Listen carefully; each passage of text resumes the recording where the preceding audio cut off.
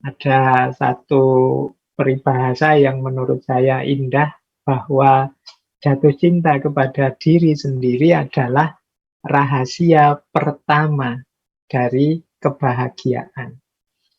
Jadi sebelum kita jatuh cinta pada orang lain, yuk jatuh cinta dulu pada diri kita sendiri.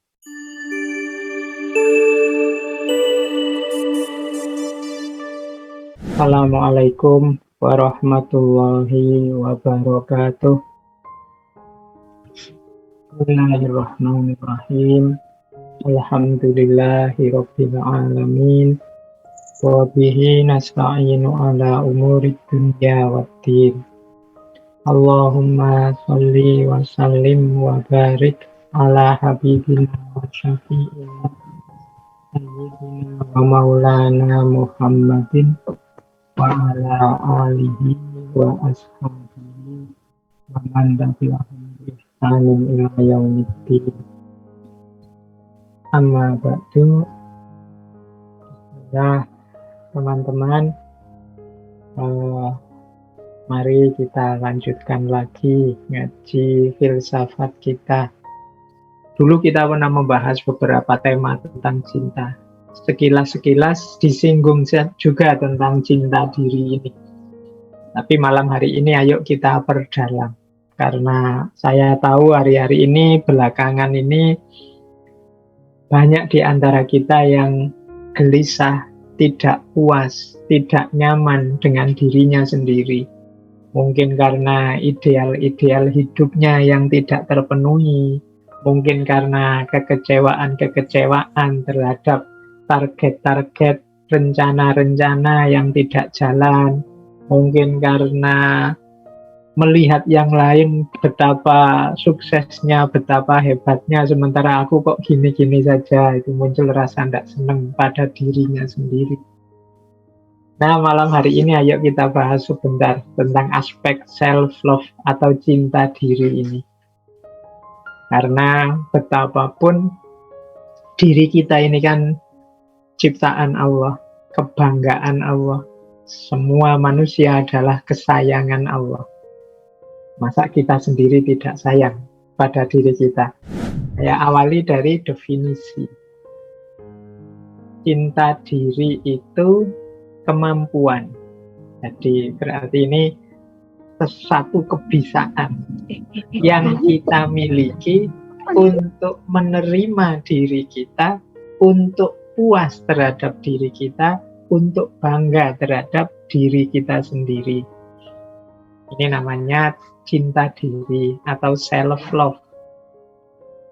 Jadi berarti 3 kemampuan yang dituntut dalam cinta diri ini. Mampu menerima diri sendiri, puas dengan diri sendiri, bangga terhadap diri sendiri. Ya, ini enak kalau dijelaskan gini, tapi dalam hidup itu kan kita rasanya banyak yang ganjel. Kita itu sering memarahi diri kita sendiri. Kita itu sering kecewa dengan diri kita sendiri, dan manifestasinya macam-macam.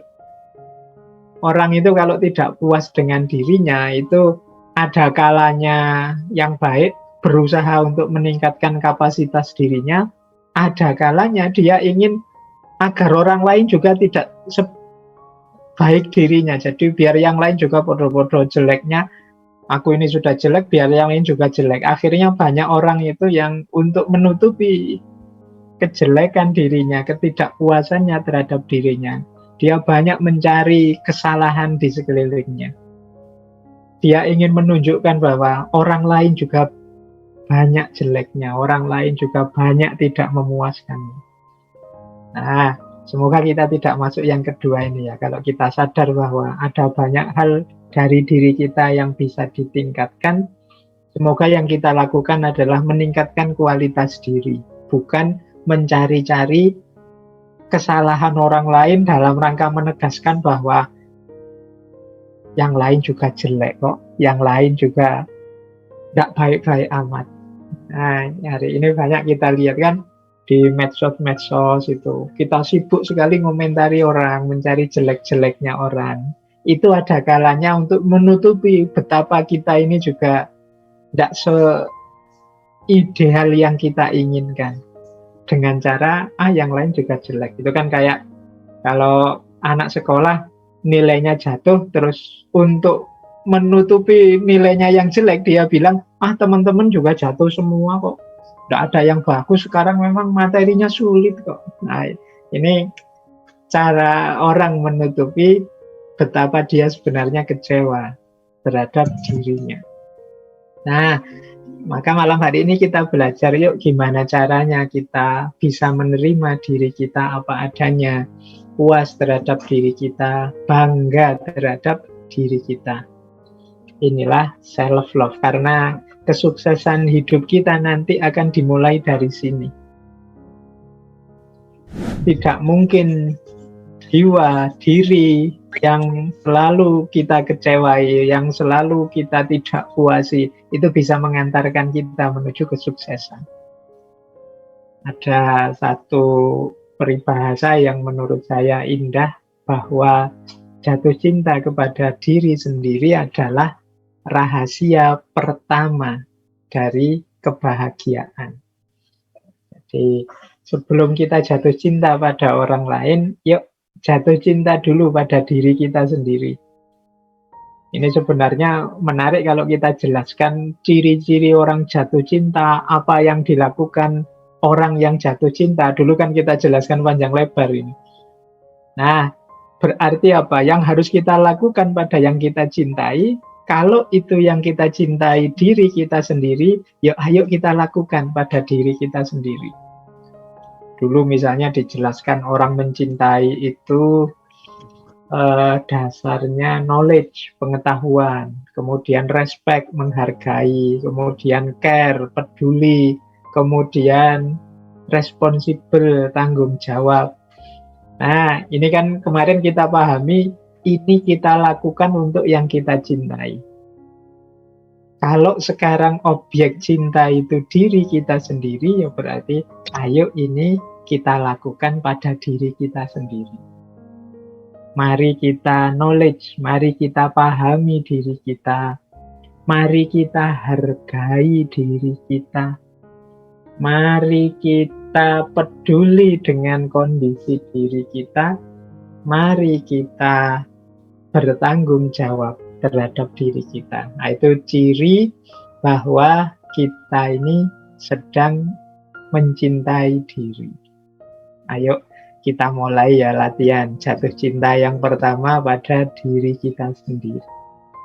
Kuncinya nanti kita memperoleh kebahagiaan. Ya, kalau dalam agama, kalau kita selalu tidak puas terhadap diri kita, terhadap hidup kita, bagaimana kita bisa bersyukur? Kalau kita tidak bersyukur, bagaimana hidup kita bisa bahagia? Kalau kita tidak bahagia, bagaimana kita bisa mewujudkan target-target, capaian-capaian dalam hidup? Nah, kalau ini bedanya narsis dengan egoisme. Bedanya cinta diri dengan egoisme. Kalau self-love atau cinta diri, ini membanggakan diri, tapi lahirnya empati dan kepekaan terhadap orang lain. Ini cinta diri ya, tadi kan saya bilang, berawal dari mencintai diri yang buahnya mencintai yang lain. Berbeda dengan egoisme. Kalau egoisme itu diawali mementingkan diri sendiri, dan nanti diakhiri dengan menuntut orang lain menjalani hidupnya sesuai cara demi keuntungan atau demi kesenangan kita. Ini orang egois. Jadi cinta diri itu diawali dari diri sendiri demi sesama. Kalau egoisme diawali dari diri sendiri untuk diri sendiri. Orang lain posisinya di mana? Orang lain hadir dalam rangka memenuhi kebutuhanku, menyenangkanku, atau menguntungkanku.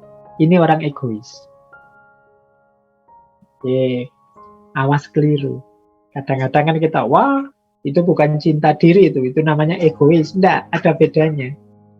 Kalau egois itu ya memang hanya berhenti di diri kita.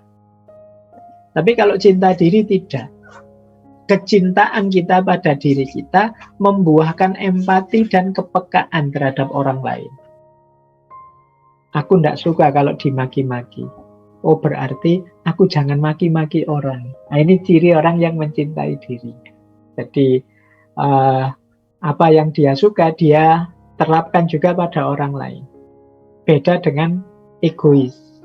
Kalau egois itu ya pokoknya yang dipikir dirinya sendiri terus. Tujuan, keuntungan, kesenangan ya semuanya sepenuhnya hanya untuk dan demi dirinya sendiri. Inilah bedanya cinta diri dan egoisme. Jadi awas keliru. Berarti Pak, orang yang cinta diri itu berarti sombong ya Pak. Dia menganggap dirinya hebat, dirinya mampu. Enggak. Dia tidak sombong, tidak egois. Tapi dia membentuk dirinya dulu dalam kebaikan, baru mengabdikan kebaikannya untuk orang lain. Kalau egois itu berhenti dalam dirinya sendiri saja. Nah, ini strategi-strategi. Kalau ini sudah tips and triknya. Yang pertama, untuk kita bisa mencintai diri. Jadilah pribadi yang memaafkan. Termasuk memaafkan diri kita sendiri. Lupakan masa lalu. Dan mari kita cek deh, itu apa sih yang tidak bisa aku maafkan sampai hari ini. Nah, kalau saya Pak tidak bisa memaafkan ini, tidak bisa memaafkan itu. Nah, itu kan ketemu sekarang. Kalau sudah ketemu, kita tahu, oh ini ternyata yang memenjarakanku dalam kebencian, dalam ketakutan. Saatnya sekarang aku maafkan. Nah, ini awal. Jadi mencari penyakitnya seperti itu. Pak, saya itu sudah memaafkan kok Pak, tapi rasanya kok masih belum bisa menerima diri saya sepenuhnya. Coba deh sekarang diteliti lagi. Apa yang sampai hari ini membuatmu masih takut, masih benci, masih tidak puas dengan dirimu. Kalau sudah ketemu, saya itu Pak, orangnya males Pak. Saya itu Pak, orangnya kalau sudah punya rencana malah saya tunda-tunda. Saya itu Pak. Nah, sudah ya. Yang kemarin-kemarin ketika kalian males, suka menunda-nunda, lupakan. Ayo dimulai yang baru, berarti saatnya jangan males dan jangan menunda-nunda. Nah, ini jalan untuk kita bisa mulai mencintai diri kita sendiri. Jadi langkah pertamanya itu. Jadi mari memaafkan yang lama. Kita maklumi yang lama, kita perbaiki sekarang. Itu strategi pertama. Yang kedua, ya berbuat baik untuk diri kita sendiri. Ini ada satu quote yang bagus. If there is no love for yourself, you are like an empty teapot. If it is empty, you have no tea to fill all the cups on the table.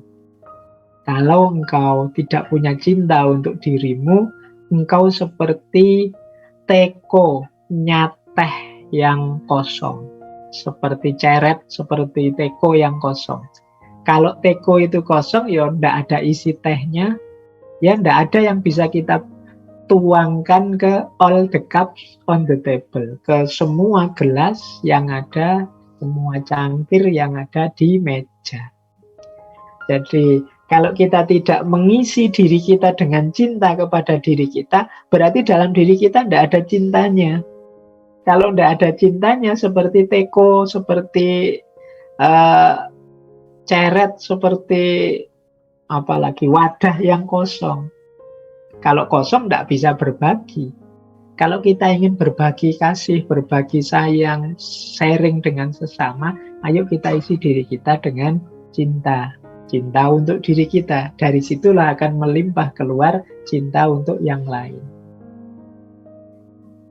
Kemudian ada lagi strategi.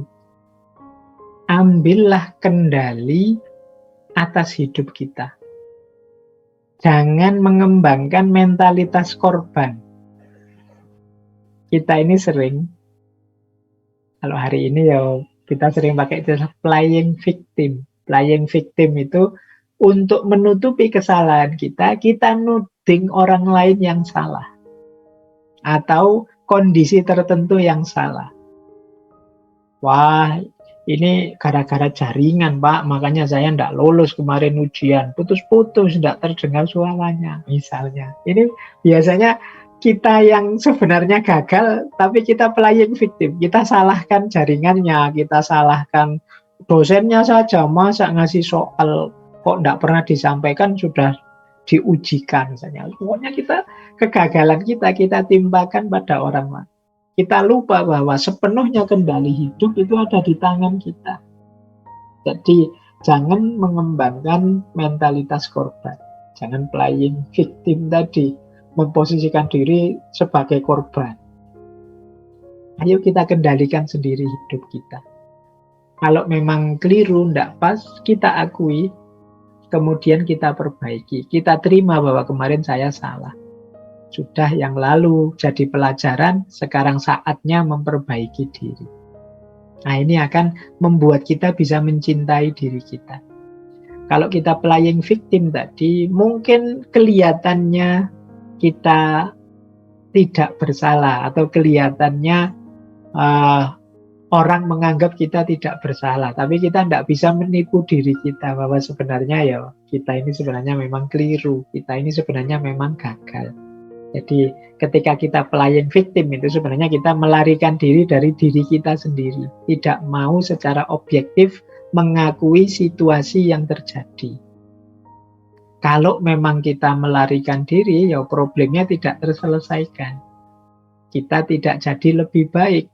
Sementara kita tetap juga akhirnya akan benci dengan diri kita. Wong kita tahu bahwa yang gagal itu ya kita. Jadi ketika kita tidak mengakui, melarikan diri, pada akhirnya ya kita jadi korban beneran. Korban dari diri kita sendiri.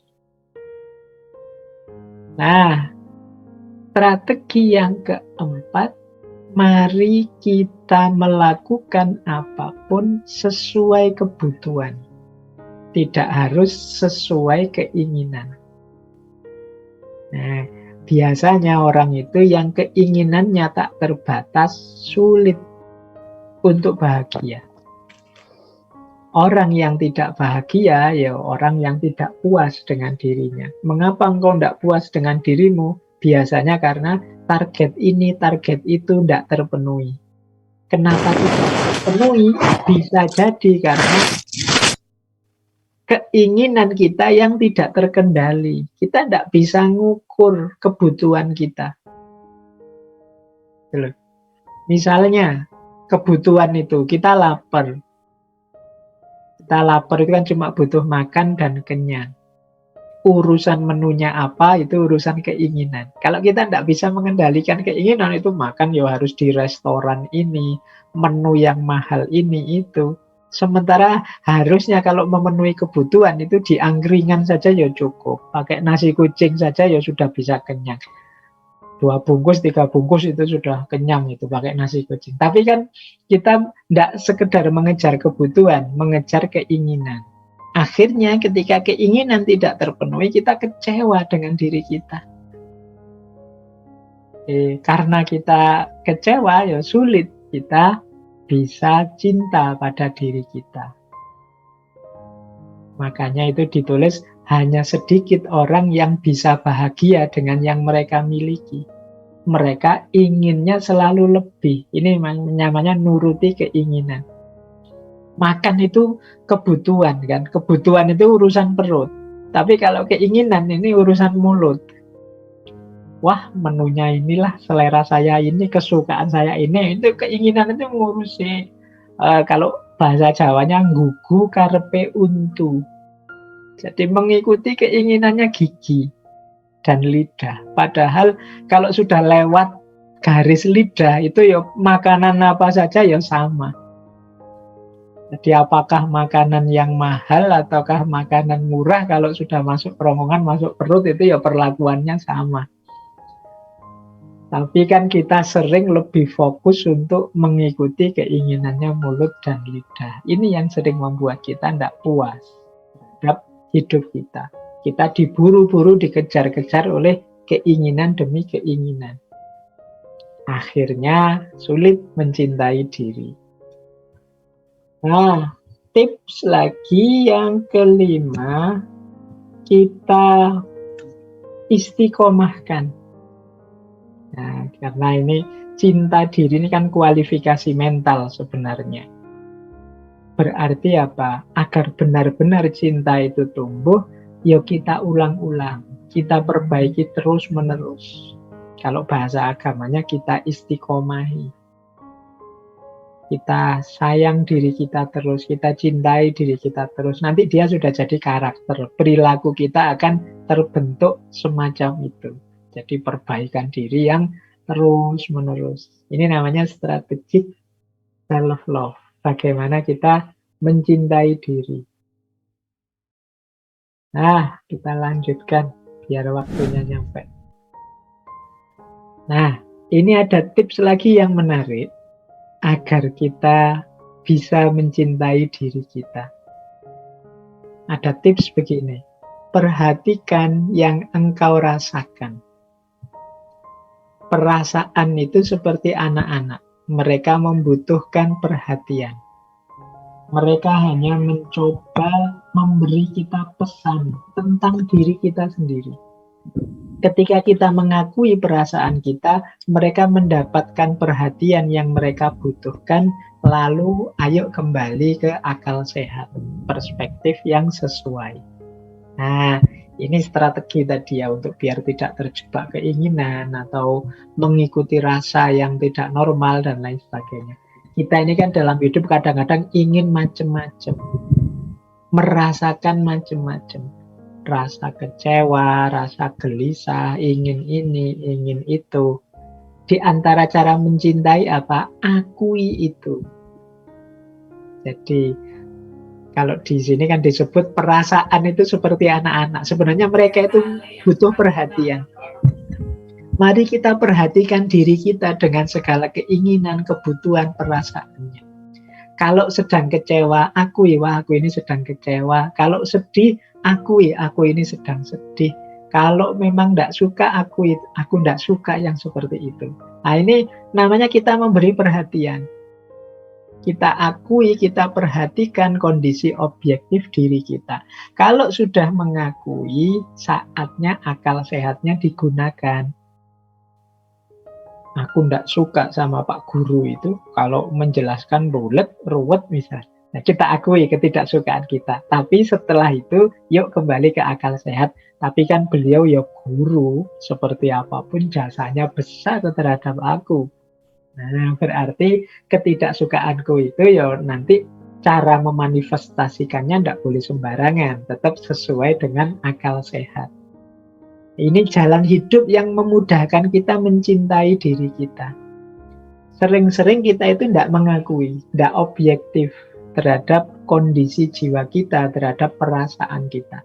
Sehingga ya kalau tidak diakui akhirnya ya dia bergeraknya liar. Aku sebenarnya suka loh sama orang itu, sayangnya orang itu punya suami.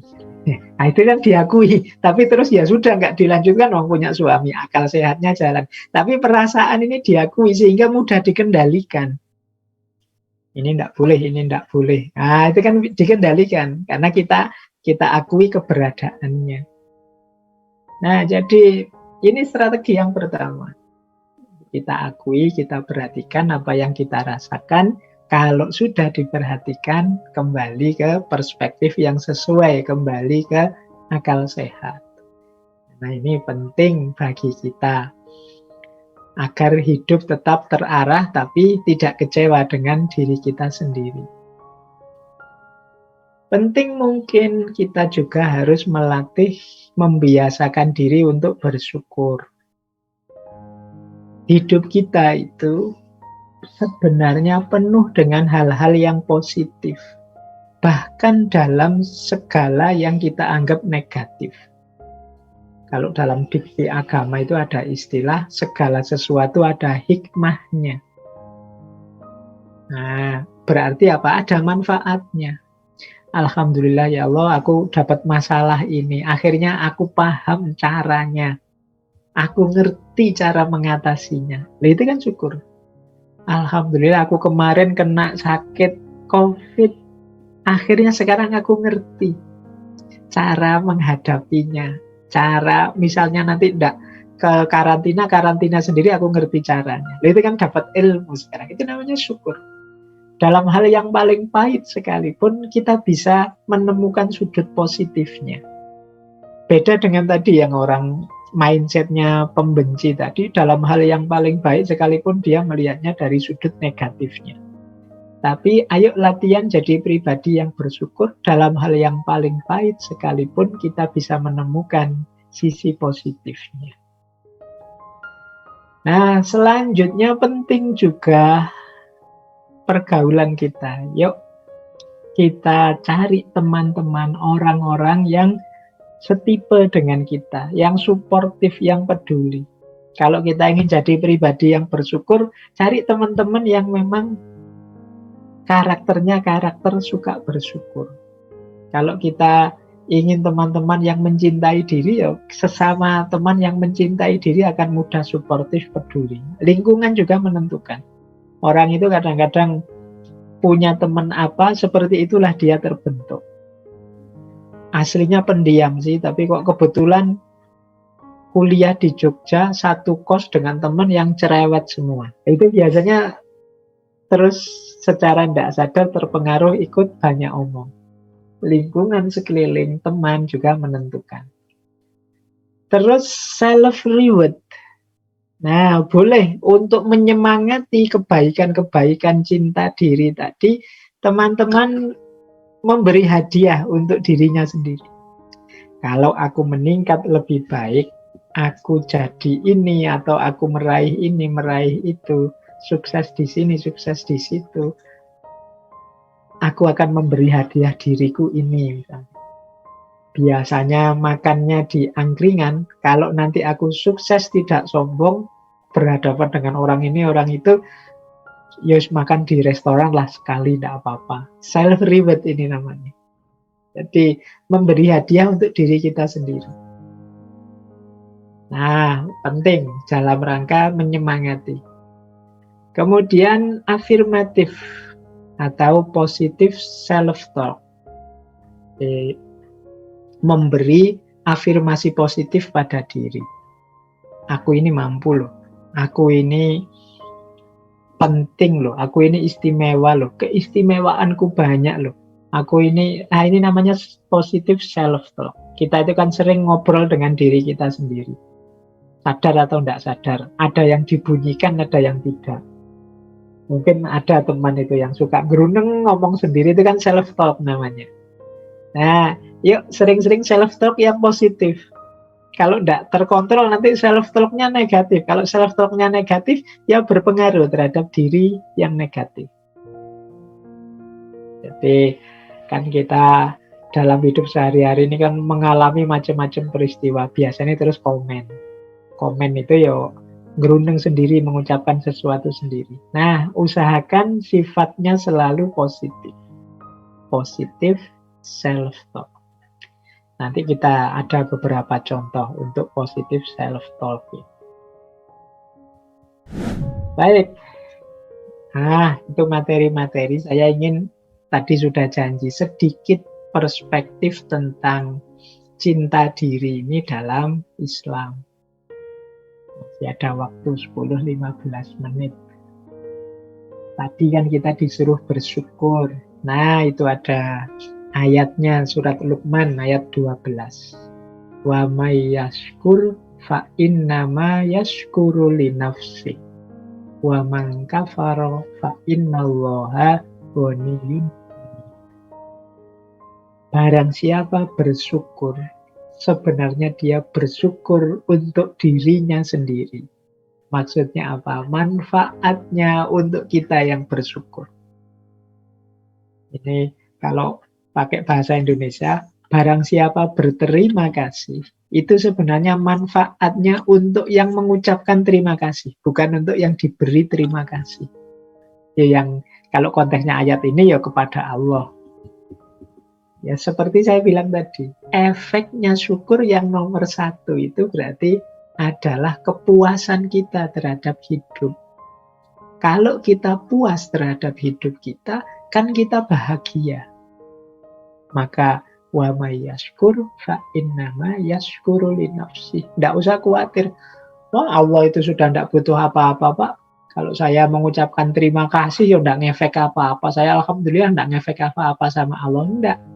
Manfaatnya untuk kita. Wa may yashkur fa innama yashkuru li nafsi. Maka kalau kita bersyukur berarti kita menerima, kita puas terhadap hidup kita cinta terhadap hidup kita. Dan itu manfaatnya akan kita panen. Tadi kan cinta diri itu macam-macam manfaatnya. Kecuali kita tidak mau, wa man kafara fa innallaha ghaniyyun hamid. Kalau kita kufur ya tidak ngefek apa-apa juga buat Allah kalau kita kufur. Allah itu maha kaya, maha terpuji, ya kita saja yang rugi. Nah, ini lanjutannya. Kalau ini secara filosofisnya, hubungannya hakikat manusia dengan cinta diri. Dulu teman-teman mungkin ada sesi ngaji filsafat yang judulnya fitrah. Fitrahnya manusia itu kan 5 ini. Manusia itu makhluk, kemudian mukarram, kemudian mukallaf, kemudian mukhayyar, dan yang terakhir majzi. Makhluk itu berarti hakikat kita ini hanya ciptaan. Kita tidak mengadakan diri kita sendiri, kita ini diadakan. Tapi kita juga mukarram. Kita ini sangat dimuliakan. Kita ini ahsanut takwim. Allah sangat cinta, sangat bangga pada kita. Begitu kita diciptakan, kita dibanggakan di depan para malaikat, bahkan nanti semuanya disuruh sujud pada kita. Kita ini mukarram. Tapi manusia ini dengan segala keistimewaannya punya amanah, punya tugas tanggung jawab. Nah, kita juga mukallaf. Kita ini punya tugas untuk beribadah dan juga menjadi khalifah.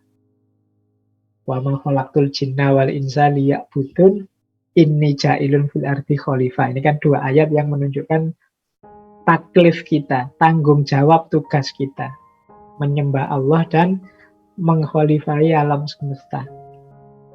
Nah, untuk kita menjalankan tugas, ini Allah memberi banyak sekali potensi, banyak sekali kemampuan, bahkan kemampuan apapun diberikan oleh Allah pada kita, yang kalau kita salah milih kemampuan-kemampuan ini, tugas tidak akan tertunaikan. Kita punya daya pilih, mukhayyar. Kita itu ingin bohong bisa, ingin jujur juga bisa. Kita ingin patuh bisa, kita kufur juga bisa. Ini namanya daya pilih, mukhayyar. Hanya manusia yang dianugerahi ini. Malaikat pun tidak. Setan pun tidak. Manusia yang bisa milih. Mau jadi seperti malaikat atau jadi seperti setan, ya bisa. Bahkan jadi seperti binatang bisa. Bahkan lebih rendah dari binatang, asfala safilin, ya bisa. Ini namanya mukhayyar. Dan jangan lupa, pilihan-pilihan kita akan kita tanggung sendiri akibatnya. Itu namanya majzi. Ada balasan. Jadi, fama ya'mal miskola dzarratin khairan yarah wa ma ya'mal miskola dzarratin syarran yarah. Kalau kita melakukan kebaikan sekecil apapun, kita akan melihat hasilnya. Demikian juga kalau kita melakukan keburukan, kita akan melihat hasilnya. Nah, sehubungan dengan cinta diri tadi, ini masing-masing ya ada hubungannya. Status kita, hakikat kita sebagai makhluk itu nanti berhubungan dengan cinta diri bagian self-awareness, kesadaran diri. Kita harus sadar bahwa kita ini hanya ciptaan, hanya makhluk. Maka jangan sombong, kita itu bukan yang ada sendiri, bukan yang sempurna. Keberadaan kita tergantung pada Allah. Nah, ini status kita sebagai makhluk ini berhubungan dengan kesadaran diri. Status kita yang oleh Allah dimuliakan, mukarram, itu berhubungan dengan self-esteem, kebanggaan diri. Alhamdulillah Allah ini memuliakan kita manusia. Kita punya banyak keistimewaan. Ini namanya self-esteem. Yang ketiga, status kita sebagai mukallaf, ada taklif sebagai hambanya, sebagai khalifahnya, berhubungan dengan aspek cinta diri tadi, yaitu self-confidence, percaya diri. Jadi aku sanggup, punya daya, diberi Allah kemampuan menjalankan kewajiban. Status manusia sebagai mukhayyar memerlukan self-care, kepedulian. Jangan asal dalam hidup ini. Pilihan-pilihan kita harus tepat. Jangan sampai salah pilih. Dan status kita sebagai majzi yang mendapat balasan ini berhubungan dengan self-love dalam aspek self-refinement, perbaikan diri. Jadi kita kan harus semakin baik, semakin baik, semakin baik. Demikian seterusnya. Biar fama ya'mal miskola dzarratinnya khaira yarah terus. Tambah baik, tambah baik. Ini aspek majzi. Jadi ini dalam perspektif Islam yang self-love tadi ya berhubungan dengan hakikat kemanusiaan kita.